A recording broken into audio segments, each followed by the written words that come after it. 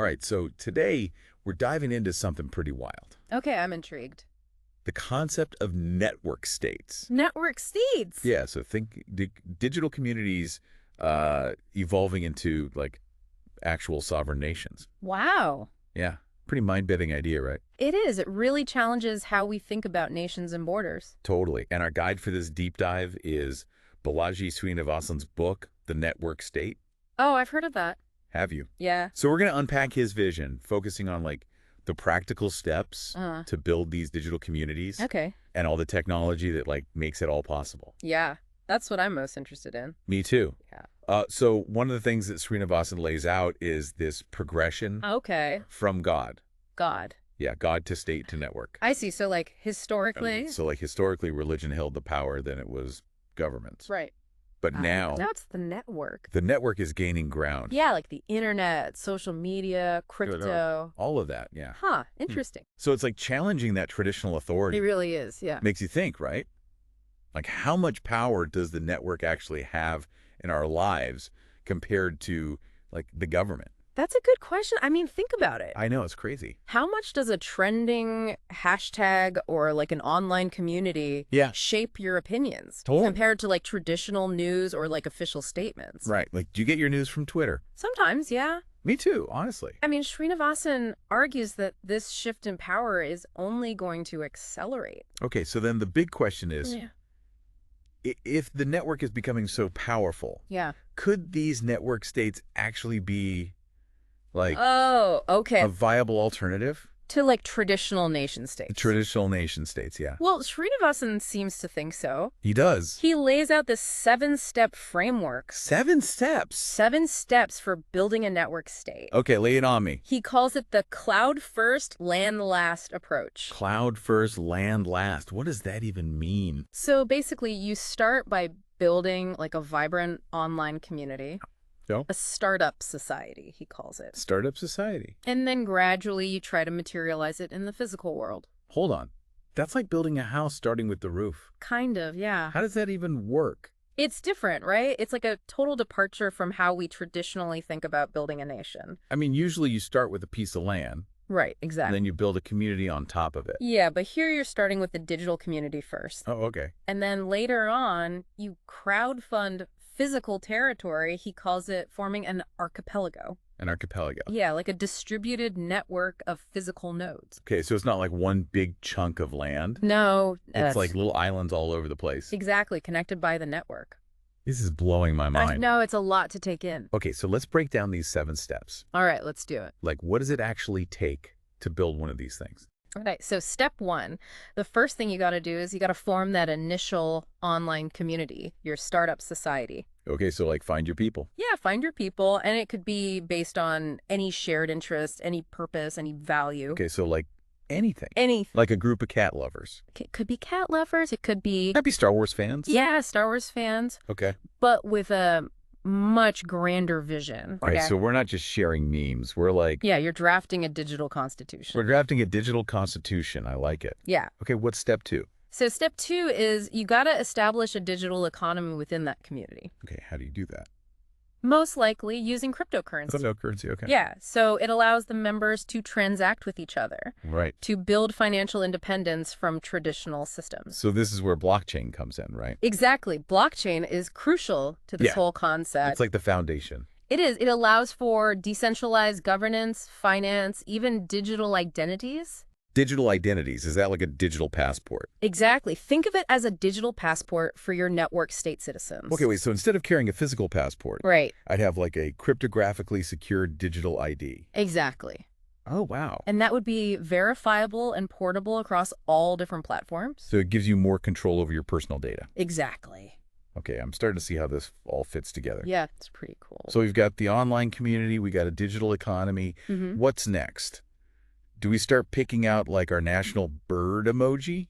Not quite yet. Not quite yet. Okay. Step 3 is where the digital starts to blend with the physical. Okay. It's all about building trust offline, Okay. organizing meetups, events, even co-living spaces Okay. to strengthen those community bonds. So it's like taking those online Yeah. relationships and bringing them into the real world. Exactly. Okay. And Srinivasan actually suggests using tech to enhance this physical presence even further. Oh, really? Yeah, so like imagine using VR to collaboratively design architecture for network state buildings, That's pretty wild. or AR to like experience the community's flag in a shared virtual space. Whoa. So you're telling me I could be like attending a town hall meeting in VR Yeah, with someone halfway across the world, exactly. all while wearing like AR glasses that project our network state flag onto my living room wall? Exactly. The lines are getting blurred Yeah, that's crazy. between physical and digital. It's wild.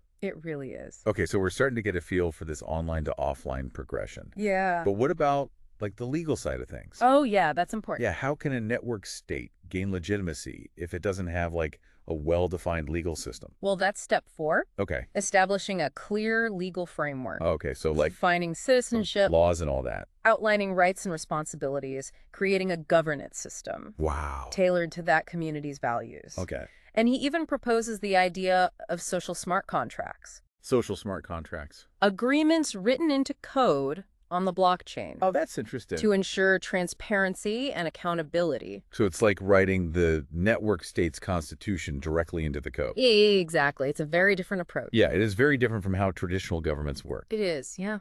Okay, so we've got a thriving digital community, we've got a decentralized economy, a physical presence, and like a legal framework. Yeah. So we're basically a nation, right? Well, not so fast. Not so fast. What's missing? We're still missing one crucial element: Which is? recognition from the existing world order. Oh, right, because what good is a digital nation if no one in the real world, like, acknowledges it? Exactly. That's step 5. Step 5, okay. Achieving diplomatic recognition from at least one existing nation state. Okay, so it's like applying for membership in like a very exclusive club.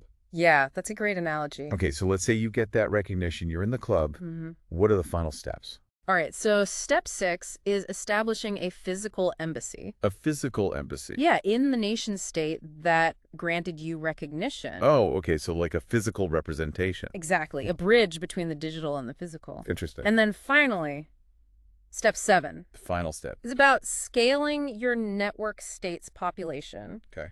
to a significant size, Yeah. potentially reaching millions. Millions, wow. Yeah, to demonstrate that community's viability. Right, so it's going from a small experimental community to a truly substantial digital nation. Exactly. One that has both a significant online presence and a growing physical footprint in the world. That's the goal. Wow, this is a lot to process. I know it's a lot. But it's super It fascinating. is. It really makes you think about the future It does. of governance and community absolutely. and how technology is going to play a role in all of that. I can't wait to dive deeper. Welcome back. All right, so we've laid out the vision, right? Yeah. Explored the potential benefits, and even like touched on some of the risks. Definitely. But let's say you're listening to this and you're thinking, Yeah. okay, this all sounds incredible. Right. But where do I even begin? Yeah, like how do you actually start building one of these things? Exactly. Well, Srinivasan, he provides some practical advice Oh, good. for those who are ready to take the leap. Okay, I'm ready. Tell me. He argues that the first step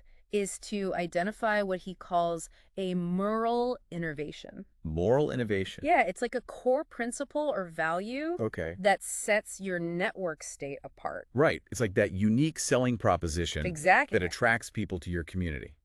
It's like, why should this network state exist? Yeah, what makes it different? What gap does it fill that traditional nation states don't? Right. So it's not enough to just say like, Yeah. hey, we're a cool group of people Right. who want to start a digital nation. You need a deeper purpose. You got to have a reason. Something that resonates with people on a values level. Okay, so what are some examples? Like, what could this moral innovation look like? Well, it could take many forms. Okay. It could be something as simple as a commitment to a healthy lifestyle, like imagine a sugar-free society A sugar-free society. where sugary drinks are banned. Wow, that's interesting. Or it could be a network state dedicated to like Okay. promoting longevity Yeah, longevity. and life extension technology. Oh, wow, that's getting pretty sci-fi. It is, right? Yeah.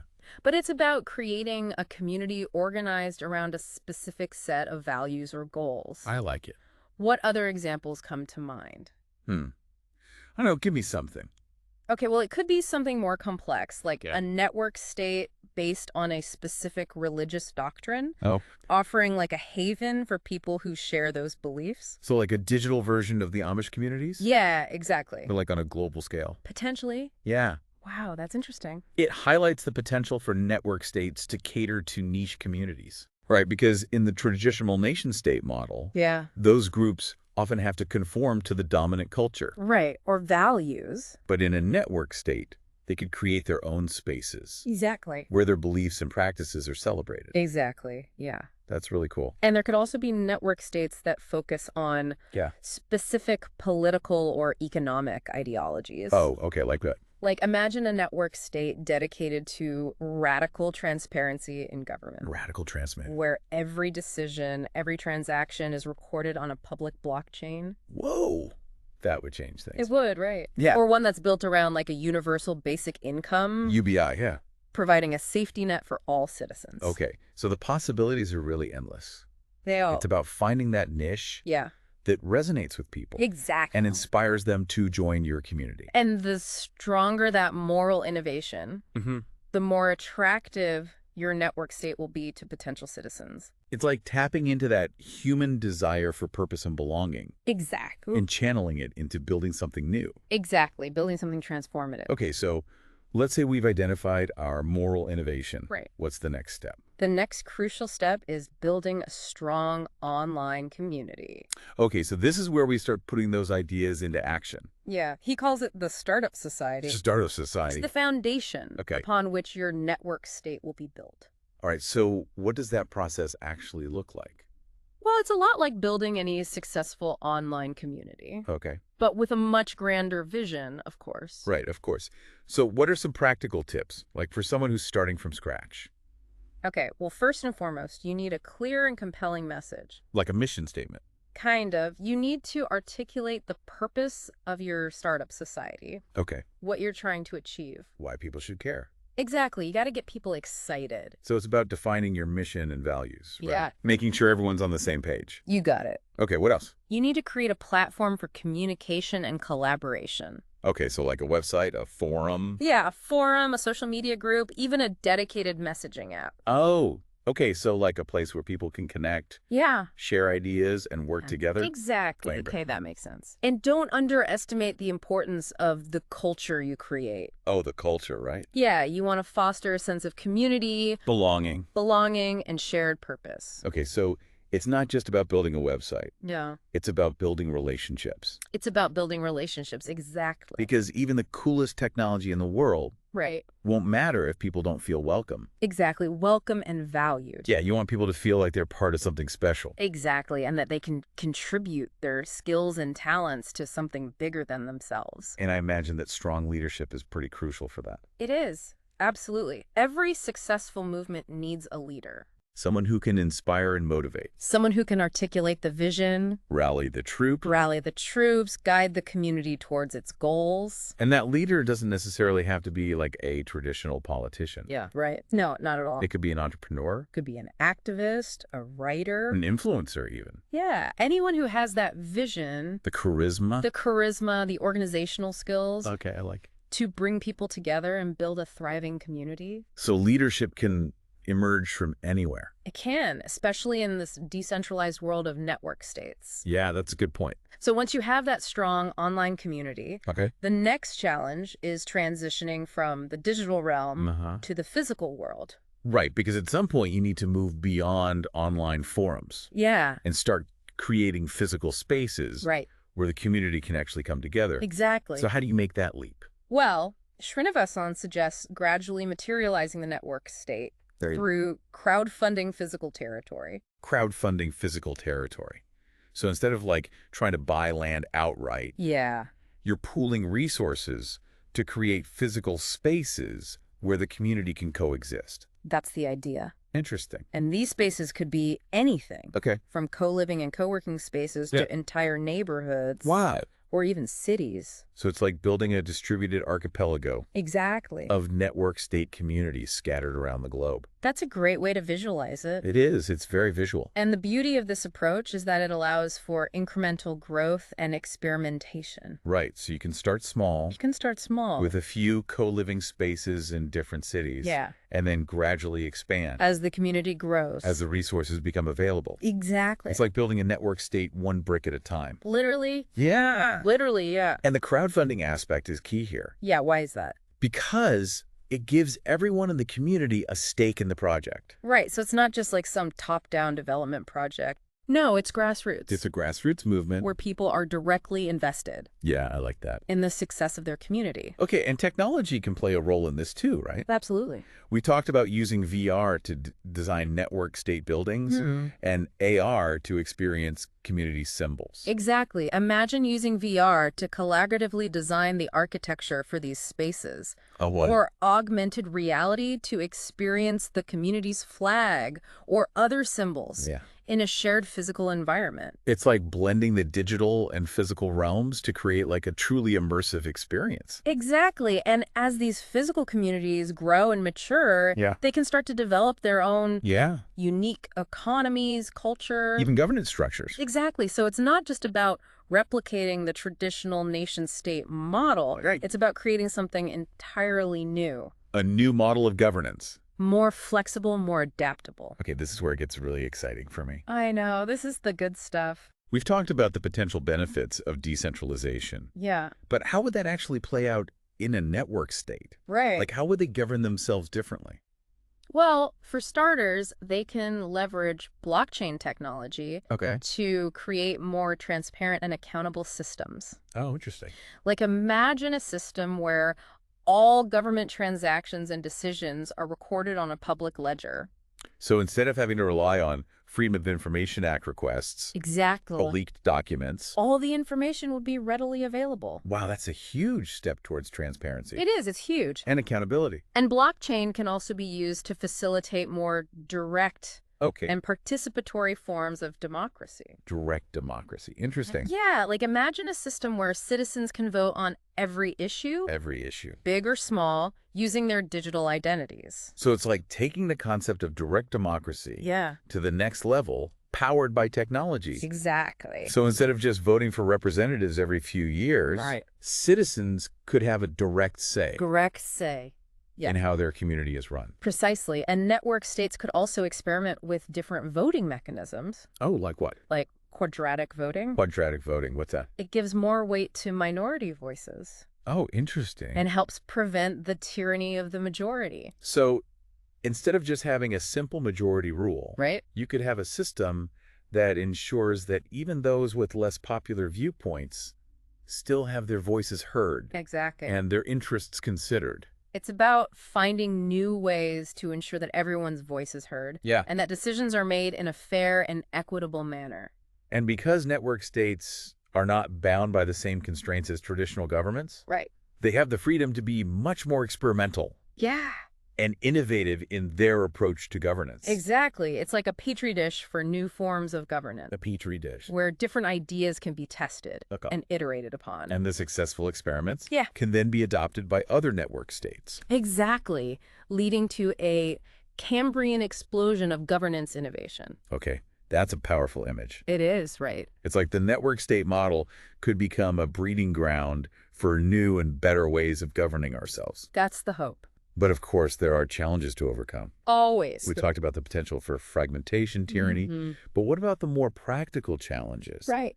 of ensuring stability and security? Yeah, in a system that's so decentralized, those are definitely valid concerns, and there are no easy answers. Right. Network states would need to develop new and innovative approaches to security Okay, like what? that rely on technology, cryptography, Right. and community-based defense mechanisms. So instead of having a standing army Yeah. or a centralized police force, Right. they'd need to find alternative ways to protect themselves. Exactly. And that might involve things like decentralized defense networks, Okay. cyber militias, or even mutual defense pacts. Oh, wow. Between different network states. So it's like a whole new paradigm for security, It is. one that's more distributed and community-driven. Exactly. And then, of course, there's the challenge of legal recognition. Right, because even if you have a thriving community, Yeah. a robust governance system. It doesn't matter if no one in the real world recognizes your authority. Exactly. So how do you overcome that hurdle? It's going to be a long and difficult process. Okay. Network states would need to demonstrate Okay. that they are stable, well-governed, and respectful of international law. So it's about building trust Yeah. and credibility On the global stage. on the global stage, and it's also about finding ways to cooperate with existing governments Exactly. rather than trying to replace them altogether. It's not about network states versus nation states. Right. It's about finding ways for both systems to coexist To coexist, yeah. and potentially even complement each other. Exactly, and I think that's the key But to the long-term success of network states. They need to be seen as a valuable and constructive part of the global community. They exactly. need to offer something that traditional nation states can't. Right. Greater choice Autonomy. and the opportunity to build a better future. And that's a powerful message It is. that's likely to resonate with a lot of people around the world. Absolutely. And a message that's worth exploring further. Definitely. We've covered so much ground in this deep dive, I know it's a lot. but I feel like we're just getting started. We are. The network state concept is so multifaceted. Yeah, it really is. It's impossible to do it justice in a single conversation. Well, we've given our listeners a lot to think about. We have. And in our final segment, Yes. we'll delve even deeper into the role of technology Perfect. in the development of network states Okay. and explore the potential implications for the future of governance. Sounds good. Stay tuned. All right, so welcome back to the deep dive. Back again. We've spent the last two segments. Unpacking this mind-blowing concept It is pretty mind-blowing. of network states Digital community. evolving into sovereign nations. Yeah, it's a big idea. It is a big idea, and we've explored The steps, the steps, the challenges, the risks even some real-world examples that are already taking shape. that are already taking shape. Yeah. It's happening. It's happening, and what's so exciting is that Yeah.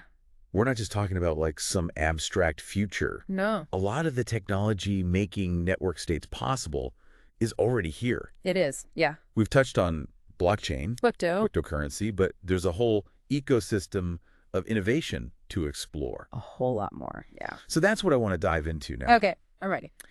What are some of the key technological advancements that could really take network states Yeah. from a fascinating idea Right. to a tangible Yeah. reality? Well, one area that's absolutely crucial is decentralized identity. Oh yeah, decentralized identity. We talked earlier about having a digital passport for network state citizens. Right, right. And that's exactly what these platforms are working towards. Okay, remind me again how this works. Sure. Instead of relying on a government to issue my ID, Right, I would have complete control over my digital identity. exactly. Okay. Platforms like the Ethereum name service, Yeah. ENS, Yeah, ENS, I've heard of that. I'll use it, Yeah. and Solana name service, SNS. Okay. They let you create these unique, Okay. verifiable digital identities Uh-huh. that can be used across platforms and applications. You know what? Yeah. I'm already using ENS for my crypto wallets. Right, exactly. So to think that this same tech could be used to create digital citizenship for network states, It's the same tech. it's mind-blowing. It really is. That's amazing. And that's just the beginning. Okay, there's more. Imagine a world where your decentralized identity gives you access to a whole suite of network state services. Like what? Voting, governance, healthcare, education, everything personalized and portable. So it's not just about replacing a physical passport. Mm. No, it's much bigger than that. It's about having this personalized key that unlocks a whole ecosystem Exactly. tailored to my specific needs. And it empowers you to choose which network states you want to belong to Oh, that's interesting. based on your values and aspirations. So I could belong to multiple network states at the same time. Potentially, yeah. Wow, that's a whole new level of individual agency. It is. It's transformative. Okay, so decentralized identity, clearly a game changer. Huge. What other technologies should we be paying attention to? Well, censorship-resistant communication is critical. Censorship-resistant communication. We see how easily social media platforms can silence dissenting voices. Right, or even shut down entire communities. Exactly. Network states need platforms that are immune to that kind of control. Yeah, because if you're building a new kind of nation, Right. you can't have your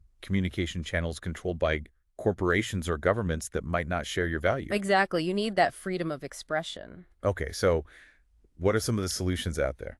Well, there are some promising approaches emerging, Okay. like decentralized messaging apps, Oh, okay. Like what? Signal or Telegram, Okay, yeah. use encryption Right. to make it difficult for third parties to intercept your messages. So it's about taking back control of our communication, Yeah. making sure our conversations stay private and secure. Exactly. But what about platforms for larger scale communication Yeah. and collaboration? That's where platforms built on blockchain technology come in.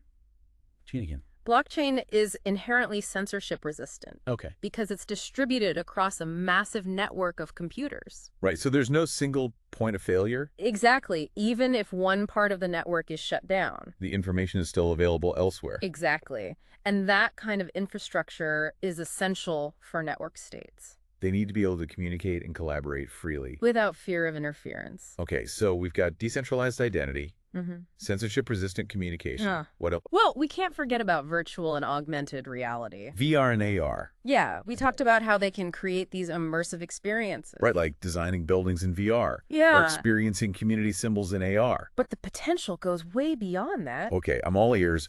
How could VR and AR change the game for network states? Well, imagine attending a town hall meeting in VR with fellow citizens from all over the world, Oh, wow.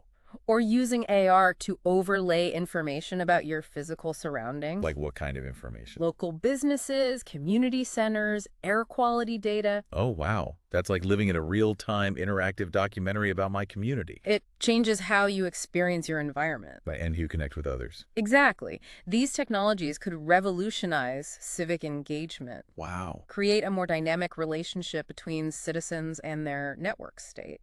So when we talk about the technology behind network states, Yeah. we're not just talking about making them functional. No. We're talking about making them vibrant, Engaging. engaging. Yeah, Creating a richer experience of what it means to belong to a community. that's a really good point. And the most exciting part is that we're just at the beginning of this technological revolution. We are. These tools are still evolving, Yeah, and there are undoubtedly more transformative advancements on the horizon. that's what makes this whole topic so fascinating. It really does. It's like we're witnessing a blurring of the lines Yeah, between the physical and digital worlds. we are. Yeah. And network states are at the forefront of this shift. They are leading the way. It's a vision that challenges everything we thought we knew about governance, About community. about community, even what it means to be a citizen. It's exciting. It's exciting and a little bit daunting, to be honest, It is, yeah. to think about all the possibilities and all the challenges. That's what makes it so compelling. Yeah, It's a call to action. a call to action to think differently To embrace the power of technology. and to start building the future we want to see. That's it.